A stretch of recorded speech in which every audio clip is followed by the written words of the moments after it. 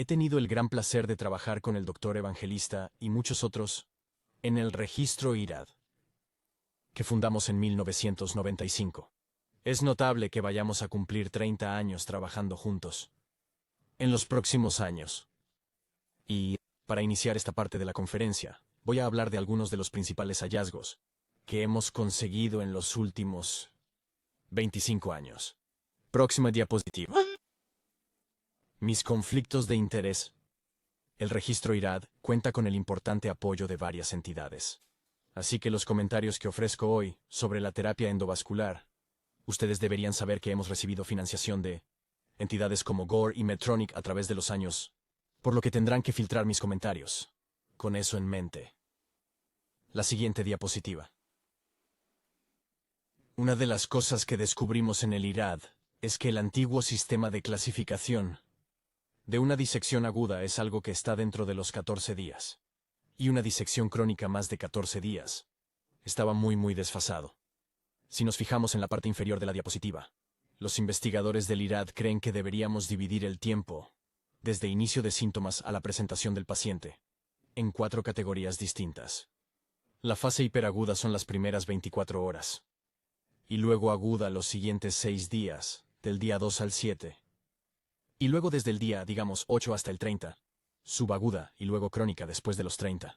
Y lo que se ve en esta diapositiva es que la disección tipo A no operada tiene una mortalidad muy alta. Cuando no se opera en las primeras 24 horas, hay una mortalidad adicional en los siguientes 6 días. Algo más de mortalidad hasta el día 30. Y luego la línea se aplana. Y creemos que este es un más adecuado sistema de clasificación basado en el tiempo para la disección aórtica aguda. Ahora la siguiente diapositiva. Si nos fijamos en la demografía y la historia clínica de los pacientes que tienen disección aórtica, ya sabéis, hablamos mucho sobre la ortopatía familiar y el síndrome de Marfan, y son muy importantes. Pero esta diapositiva permite ilustrar el hecho que casi el 20% de los pacientes que tienen una disección aórtica tienen antecedentes de cirugía cardíaca previa. Y creo que este es un factor de riesgo subestimado para una disección en la literatura. Y quería destacarlo para ustedes hoy. Obviamente, esto podría ser un paciente con reemplazo de la válvula aórtica, y de hecho tenía tal vez una válvula bicúspide, y más tarde tuvo una disección por aortopatía. Podría ser un paciente con un bypass, en el que la pinza o la inserción del injerto crean una debilidad en la pared aórtica. Hay varias razones por las que existe esta asociación, pero creo que es importante para nuestra audiencia de hoy. Siguiente diapositiva. Los síntomas de la disección son únicos. Esta es una cita de Paul Dudley White que data de 1944, describiendo el dolor típico de la disección aórtica. Y lo que describió es que el dolor aparece de repente a su máximo. La mayoría de los pacientes con disección aórtica tienen una memoria casi fotográfica de exactamente cómo y cuándo comenzó el dolor, y exactamente dónde estaban. Y esto distingue a menudo esta entidad de otras entidades como el infarto de miocardio, por ejemplo. La aparición brusca y severa del dolor, y notablemente a veces el dolor desaparece. Esto puede ser falsamente tranquilizar al equipo, que ve a un paciente determinado. Esta diapositiva muestra las distintas características del dolor en la disección aguda, y que el inicio es brusco. Es el más sensible de todos los marcadores de dolor que vemos en estos pacientes. La mayoría de los pacientes tienen dolor. La mayoría de los que no tienen dolor han tenido un episodio sincopal o un derrame cerebral. Así que el dolor es casi omnipresente. En pacientes con disección aguda y la aparición súbita, es el dato histórico clave que nos da una idea sobre este diagnóstico. Siguiente diapositiva. Una de las cosas que descubrimos en IRAD y que otros han confirmado posteriormente es que la disección aórtica no necesariamente va a ocurrir en una aorta aneurismática. De hecho, algunos se disecan en una aorta de tamaño normal o mínimamente agrandada. Este es un estudio que publicamos hace años que muestra que hasta el 60% de los pacientes tenían una aorta menor de 5.5 centímetros en la disección. Y se ve en el lado izquierdo de este gráfico de barras que no había una pequeña fracción de pacientes que tenían aortas entre 3,5 y 4. 4 a 4,5. Así que durante años hemos estado pensando que la disección ocurre en una aorta aneurismática. Y eso ocurre, por supuesto. Pero muchos de estos pacientes solo tienen una leve dilatación, o incluso a veces no tienen dilatación. Siguiente diapositiva. Estamos mejorando cada vez más con nuestro diagnóstico y tratamiento de la disección aórtica. Y estos dos gráficos de barras ilustran la mejora en los resultados durante los 25 años que hemos estado estudiando la disección aórtica en IRAD. Y en el gráfico de la derecha se ve que el porcentaje de mortalidad hospitalaria para la disección de tipo A ha caído de casi el 30% hace 20 años a cerca del 20% en la era más reciente. Y estos datos siguen mostrando evidencia de que lo estamos haciendo mejor, con un diagnóstico más temprano y una mejor terapia. También se ve en el lado izquierdo que nuestros cirujanos cardíacos están operando más y más pacientes de tipo A, mientras que a principios de los 90 y principios de los 2000, a un paciente de 75 u 80 años se le podría negar la cirugía debido a su avanzada edad. Hoy en día estamos viendo excelentes resultados en pacientes que están bien en sus 70 e incluso 80 años. Siguiente diapositiva. Estos datos del IRAD demuestran que la mortalidad intrahospitalaria actual de la disección de tipo A ha caído de casi el 8%, 18% cuando empezamos, a alrededor del 12%. Y muchos hospitales, muy probablemente el suyo y el mío, ahora tienen mortalidades operadas que están en el 10%, o incluso menos. Esto es ciertamente una victoria para la moderna técnica quirúrgica, la técnica anestésica, técnica de canulación, etc. Siguiente diapositiva. Este gráfico ilustra la diferencia de mortalidad entre la disección de tipo A, la disección de tipo A global y la disección de tipo A tratada quirúrgicamente. Y lo que muestra claramente es que, al menos hasta la edad de 80 años, y tal vez incluso más tarde, la mortalidad operatoria para la disección tipo A es sustancialmente mejor que el tratamiento médico. Y creo que cada vez más nuestros cirujanos lo reconocen. Y así, un paciente que tiene riesgo operativo razonable, aparte de la edad avanzada, cada vez más se le ofrece una operación, hoy en día. Siguiente diapositiva. Esta diapositiva ilustra los resultados de la disección tipo B, con diferentes grados de mala perfusión. Y lo que hicimos en este estudio es mirar el número de vasos afectos de malperfusión en un paciente de tipo B, y en términos de resultados perioperatorios o hospitalarios a los 30 días y al año. Y un año. Se podría esperar, y es cierto que hay casi una correlación lineal. El aumento del número de vasos de mala perfusión aumenta el riesgo de mortalidad, ya sea en el cerebro, las piernas, el intestino, etc. Cuanta más mala perfusión veamos, más probable es que el paciente muera. Y esto es ilustrativo en este análisis en particular. Análisis. Y ahora la siguiente diapositiva. Ustedes saben que hemos estado muy interesados en sí. La terapia endovascular ofrece beneficio en pacientes con disección estable tipo B. Y este es un estudio que observó a los pacientes con disección aguda tipo B. Y nos preguntamos cuál hubiera sido el resultado si tuvieran un TEVAR durante su hospitalización. Excluimos los pacientes que tenían indicaciones claras para la terapia endovascular.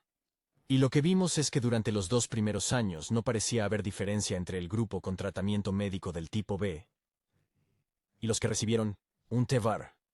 Pero después de 2 años, vimos una desviación gradual de las curvas, y parecía haber algún beneficio de la terapia endovascular más tarde, a los 5 años. Por supuesto, la conclusión de esto es que el TEVAR permite detener la remodelación de la aorta. La falsa luz no se expande, y hay menos posibilidades de ruptura o disección adicional en esas circunstancias. Necesitamos ensayos aleatorizados para responder a esta pregunta. Y ahora hay 3 de ellos que están en marcha.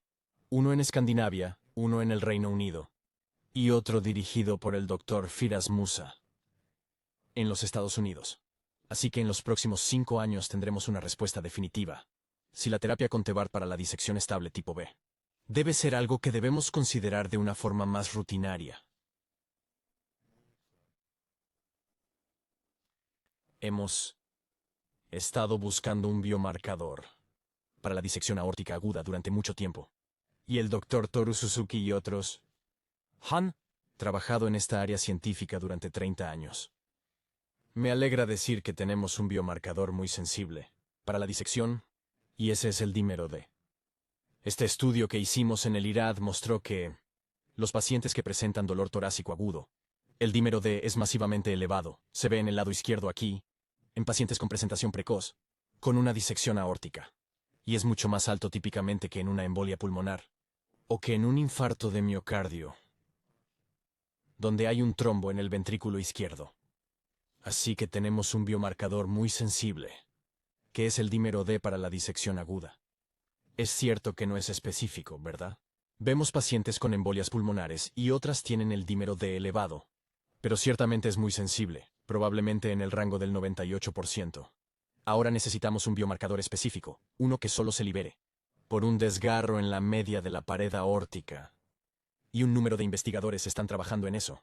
Esperamos tener una plataforma, tanto con un marcador sensible, de dímero, y un biomarcador específico como la fibrilina. Fragmento, por ejemplo, que será útil en nuestras salas de emergencia en el futuro. Ahora la siguiente diapositiva. Creo que dímero D es muy útil en la evaluación de pacientes con dolor torácico. Este es un algoritmo maravilloso que me mostró Arturo, pensando en el uso tanto del dímero D como de las troponinas en pacientes que presentan dolor torácico. Y el dímero D puede ser muy útil para distinguir a un paciente que no tiene un infarto, un embolismo pulmonar o una disección aórtica. Ahora la siguiente diapositiva. Cada vez aprendemos más cosas importantes de las imágenes. Y puede ser irónico, recuerdo estar en el coche con Arturo Evangelista hace unos 20 años, hablando de un paciente que había estado atendiendo, con una disección tipo B, donde vio que la falsa luz comenzó a trombosarse. Y no mucho después, la falsa luz comenzó a expandirse. Y finalmente condujo a un resultado catastrófico. Y Arturo me comentó que lo había visto en varios pacientes. Así que volvimos. Y miramos esto en nuestra base de datos IRAD. Y he aquí, encontramos que los pacientes que tenían una disección de tipo B, con trombosis parcial de la falsa luz, tenían un mayor riesgo de complicaciones. Y nuestro razonamiento fue que tal vez por el sellado de las descargas distales, se estaba creando un fondo de saco, y que esto llevaba a aumentar la tensión de la pared y la expansión de la falsa luz.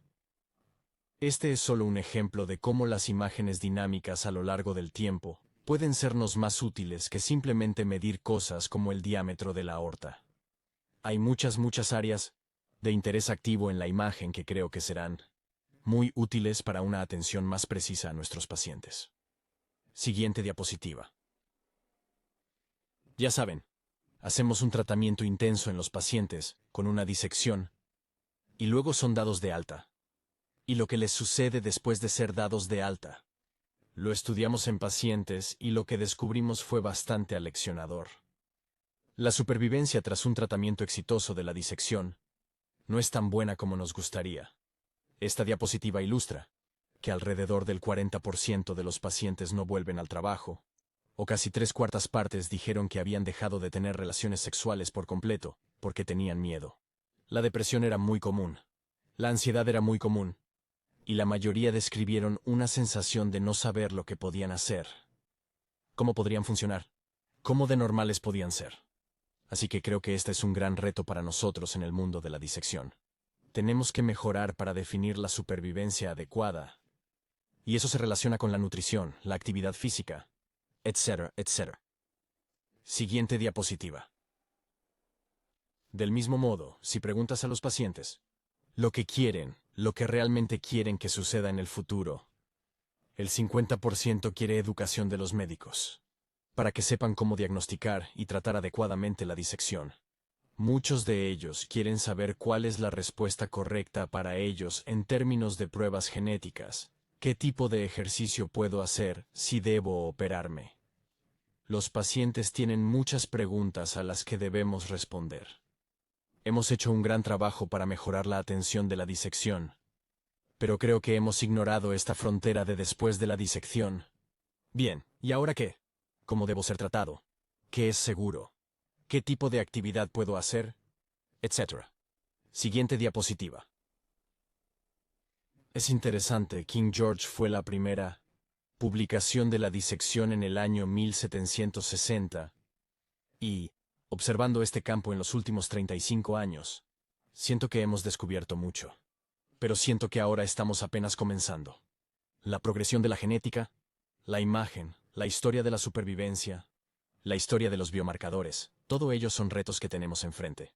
Me entusiasma que esta próxima generación de científicos y cuidadores ayuden a trazar el camino para mejorar la atención del paciente. La siguiente diapositiva. Me encanta esta cita de Charcot. La enfermedad es antigua, nada ha cambiado. Pero nosotros cambiamos al aprender a reconocer lo que antes era imperceptible. Ciertamente este es un buen ejemplo. Para la disección aórtica, tenemos que profundizar en entender la genética, las imágenes, la supervivencia, etc., para mejorar el manejo de nuestros pacientes. Siguiente diapositiva. Hay 60 centros en todo el mundo que están trabajando actualmente en el IRAD. Y estos son sus datos, no son mis datos. Gente como Arturo Evangelista y otros que están en el proyecto. Trabajar con los jóvenes estas casi 3 décadas ha sido una gran alegría para mí. Y espero con interés los próximos 30 años. Mientras continuamos trazando un camino para entender esta enfermedad y tratarla mejor. Y la siguiente diapositiva. Es solo un saludo a mis colaboradores en Michigan. Yo trabajo en un maravilloso centro aórtico, con un fabuloso equipo médico y de enfermeras.